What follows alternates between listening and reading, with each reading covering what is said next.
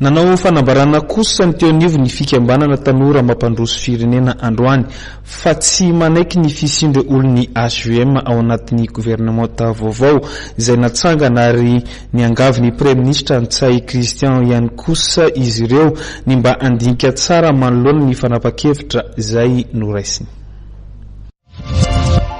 Miarabany PM koa dia miarahaba ny ministra rehetrarehetra izay voafidy tamin'ny 5 Mars mapary niato mijoroana eto dia izay to dia tsy manaiky tena tsy manaiky mihitsy anty ministra ny HVM aty sy ireo ministra le doublant reo. Ny antony dia izao fifidianana mangarahara no taky raha mbola apiditra andreo ka no takinay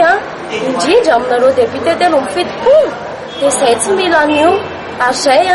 vonona hatrany farany analandreo sandrodanandreo. Ny antony izay mitaky fiovana fanovana satria sahirana loatra ilay vahoaka malagasy na amin'ny sakafoana na amin'ny rehetrarehetra misonitra isanandro ny vidim-piainana ka noho izany dia mangataka aminareo solombavam-bahoaka izay tena tsy hanaiky hatrany farany